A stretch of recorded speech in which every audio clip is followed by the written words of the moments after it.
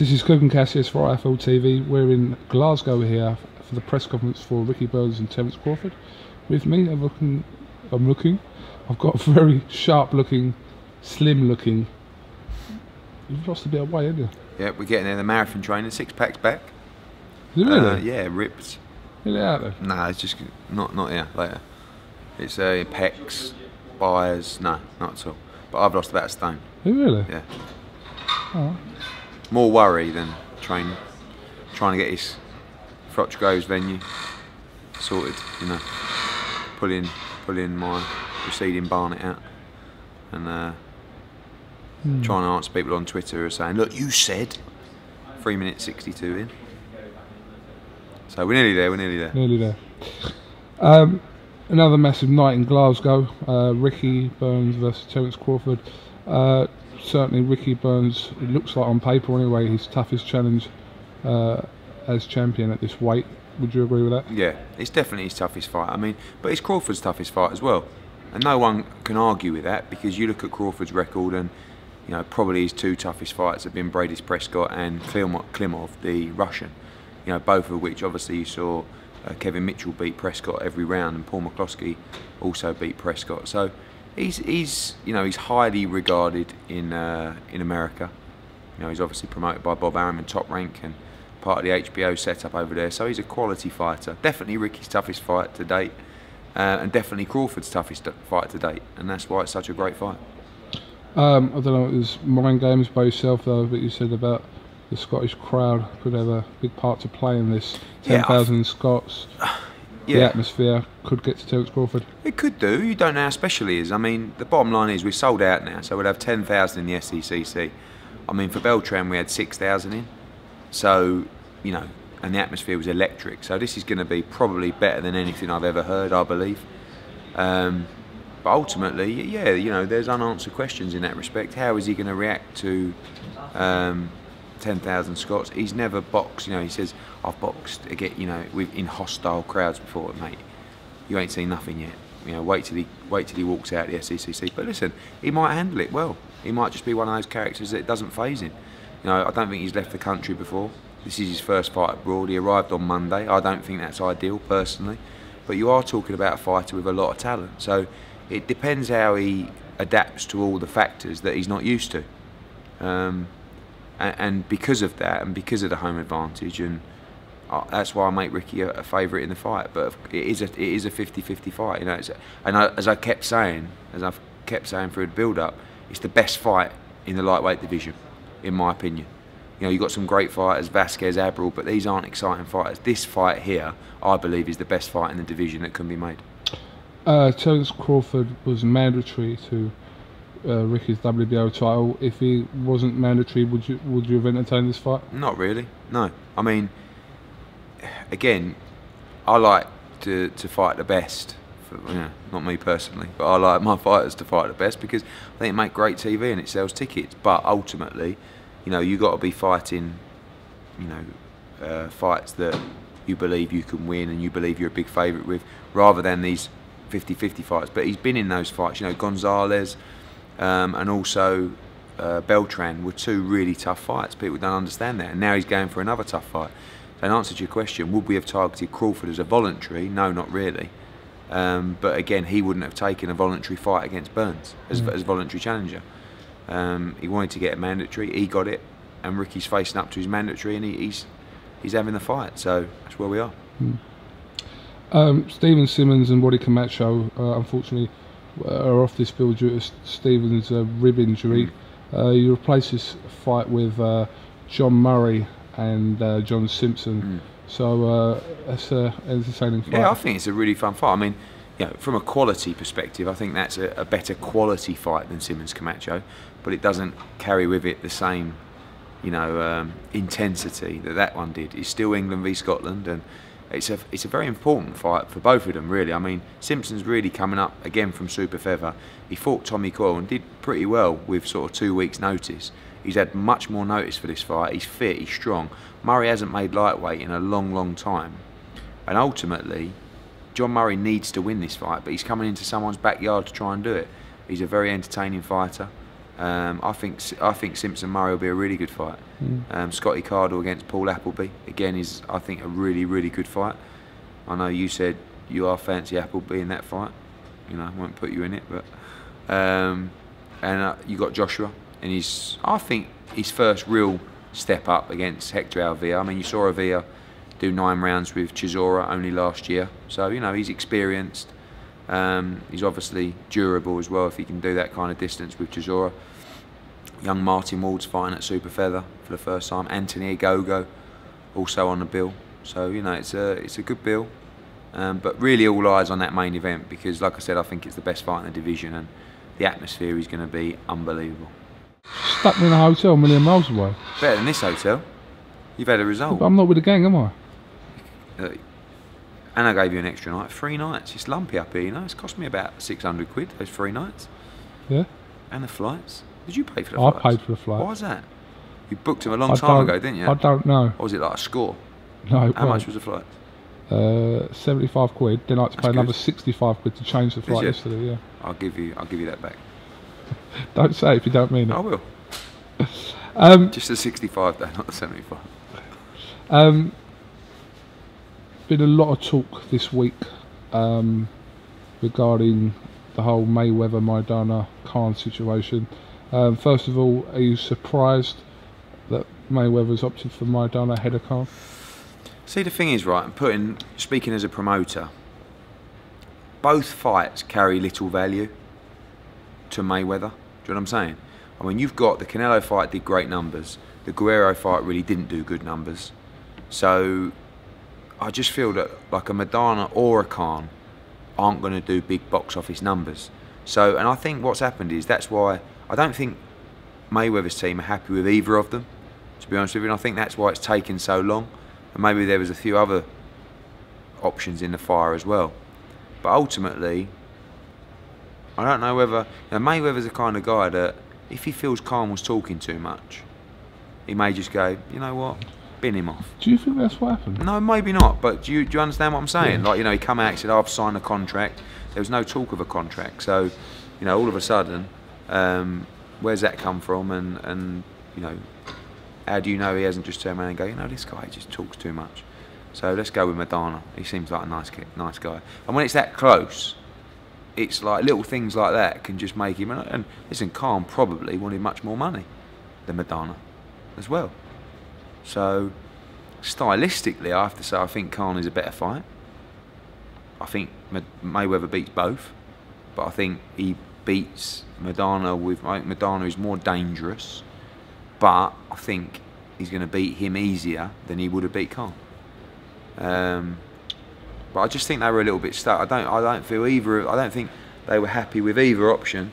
How you doing, champ? What? You all right? All right.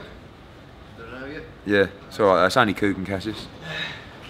Yeah, so I think in the end he sort of turned around and said, you know, I will go with Maidana. Okay. You got 3 choices here, so pick wisely. A, £5 million. B, $5 million. Or C, $8 million. $8 million. Well, $8 million is £5 million. It's unbelievable, isn't it? What I'm saying is that I would be able to pay Amir Khan $5 million to fight Kell Brook, right? And then I saw an interview saying Hearn offers Khan £5 million. And then the ring last night, Hearn offers 8. I'm thinking, you know, I haven't even said anything. It's cost me another 3 million quid. So, listen, the situation is that is a massive fight. Kell is the mandatory to fight Sean Porter. He'll have a warm-up on March the 15th. But ultimately, there's one fight that he'd give up the Porter fight for, and that's Amir Khan.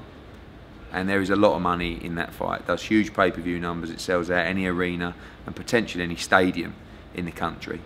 So, yes, the numbers are right. $5 million. Dollars, not pounds.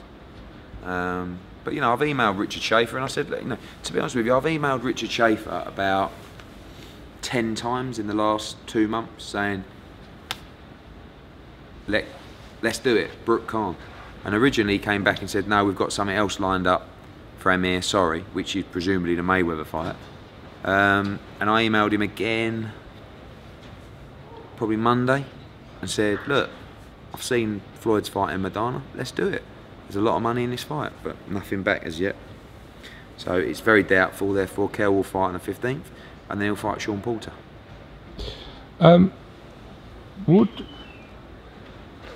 Khan, would he be earning more money In what? fighting Brook than Yeah. he would do Mayweather? Sounds silly, but $5 million.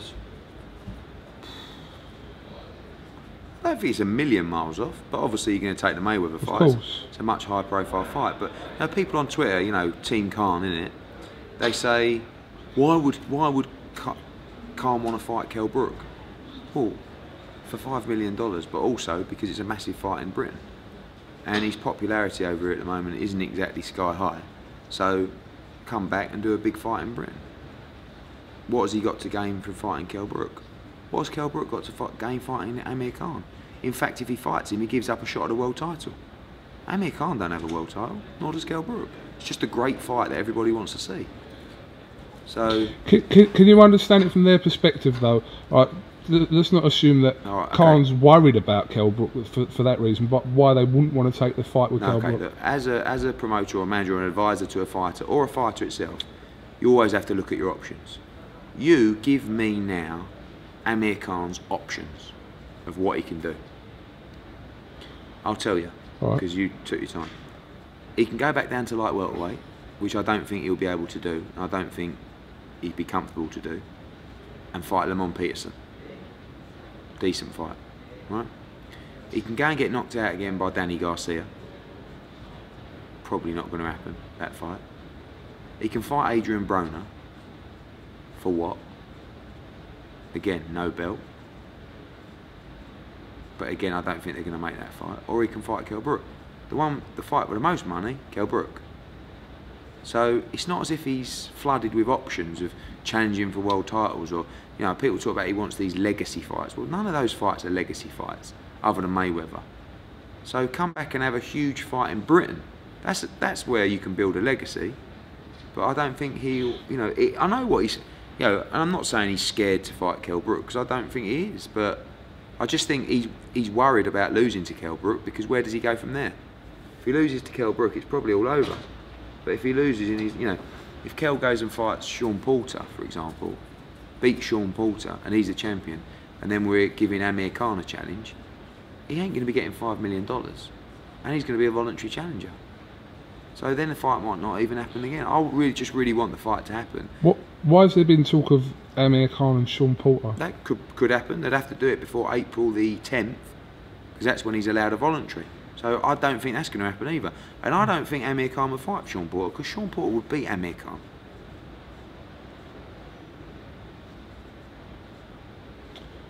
You've got to remember, this is the same Amir Khan that scraped through Julio Diaz.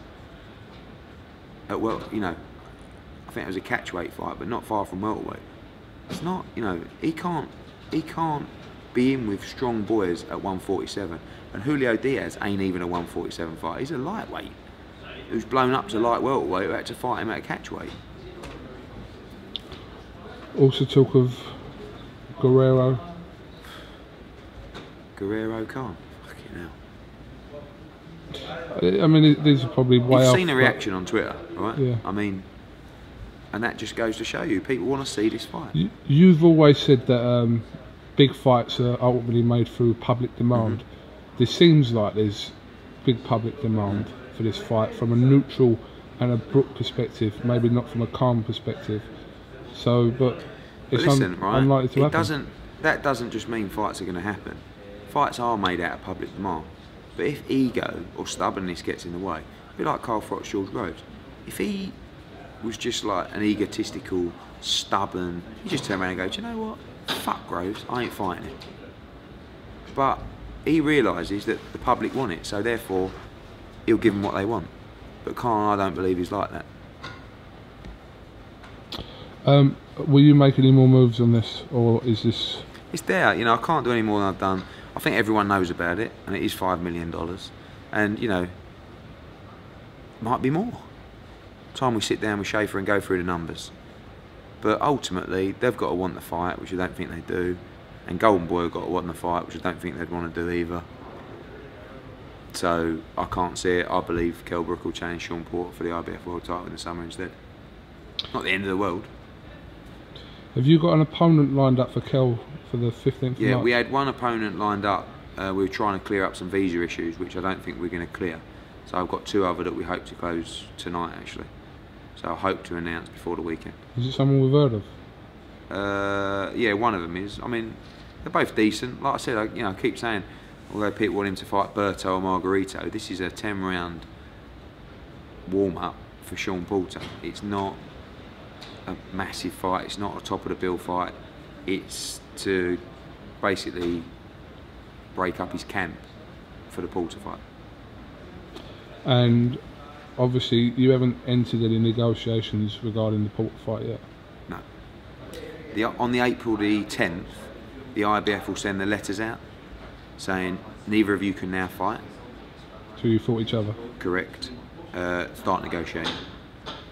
So nothing until then? No. Okay. They don't want to fight Kell Brook. Who? Sean Porter. Because commercially, there's much bigger fights out there for him. But he's mandatory. That's who he'll have to fight. And he should have got himself into gear and had a voluntary. But he's running out of time, and I don't think he's going to be able to have a voluntary. Likely place venue of that fight? America. I would think. 75-25 purse bid. It's virtually impossible for me to win the purse bid for that fight. I can make him 7 figures off, as it doesn't matter. Right, Johnny? Can we have a quick venue update on FROCH and GROVES? Yeah.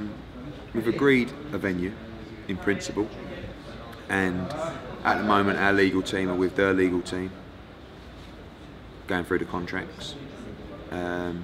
It's taken me probably 4 or 5 days longer than I would have liked, but I wanted to be audacious with this, and this was very important to me that we got it right. So I'll announce later today that most likely next Tuesday we will announce the venue live on Sky Sports. Obviously I know where it is, but no clues to the people Do you watching. know where it is? It's changed since. Since what? Since we were driving up in your Bentley, you nearly run out of gas. Oh no, it's morning. Yeah. Any clues? It's somewhere in the world. No, you know. Give me something. I've given a couple of hidden clues there in my chat over the last minute, I think. So if you break it down, you might be close. But Tuesday, you're looking for an announcement. First press conference. Monday, 10th. Tickets on sale. Okay. Again, I give you this information. It's like I'm talking to a mate, and then I forget that thousands of people watch it, and then when I don't announce it, they go, "You said." So 3 minutes 62. In principle, next Tuesday will be live on Sky Sports News, announcing the venue, and the following Monday we will go on sale, the 10th of March. Hashtag subject to change. Hashtag subject to change, subject to licence, subject to British Boxing Board of Control, subject to everyone being happy. Alright, so the darts is on tonight. Darts is on at the Hydro tonight. We've sold out 11,000. Boxing tomorrow night at the SECC, sold out 10,000. Eddie McHearn. You like that one? Eddie McHearn. Paul Weir don't look very impressed. No, I'll make one in a minute. Yeah. Why don't you wear a kilt walking Wickens? I was going to wear a kilt. Why don't you do it? Yeah, but if it's like a Frank Maloney move, that isn't it? Do you know what I mean? I know, but it's the same sort of thing, isn't it? Imagine me coming in with a kilt.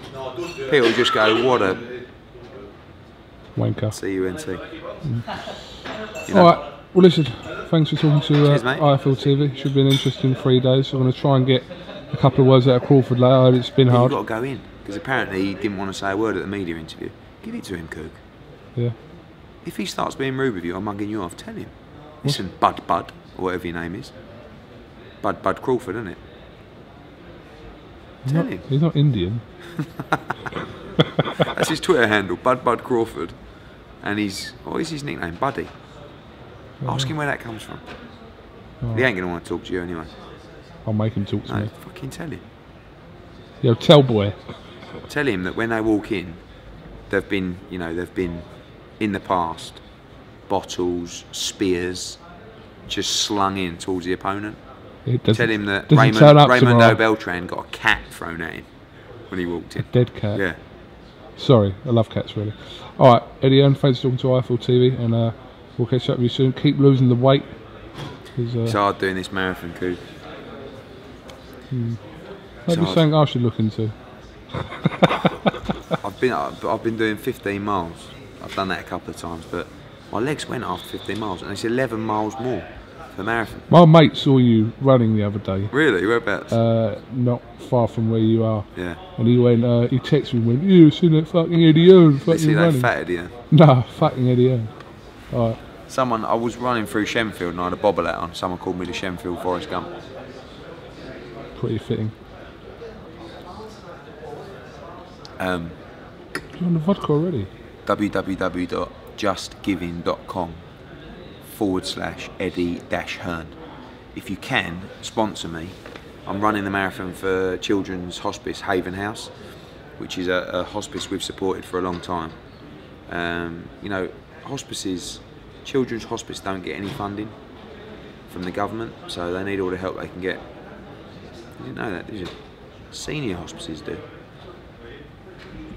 It's a good thing what you're doing anyway. Thank you. Right. You can see everyone that sponsored you, and you haven't sponsored Their me. names, yeah, and how much they've given. Yeah, but you haven't sponsored me. I will sponsor I don't you. care what you give me, even if you give me a quid, it don't really matter. Oh, To log on and sponsor me would mean, you know. So anyone that has sponsored me, thank you very much. Alright.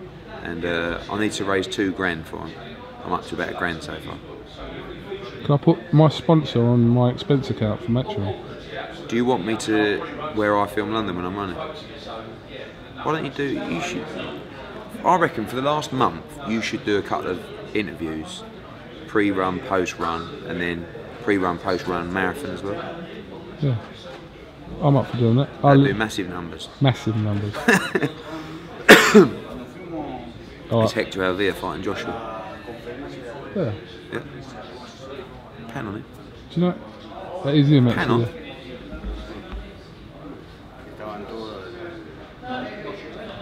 He looks like. If only he knew what he was letting himself. Do you know what he looks like? You don't know if you know what it looks like. Richard Maynard from the Frank Warren office. No, he doesn't. He does. He does look like him a little bit. Alright. Okay, Thanks mate. for talking to us. See you later.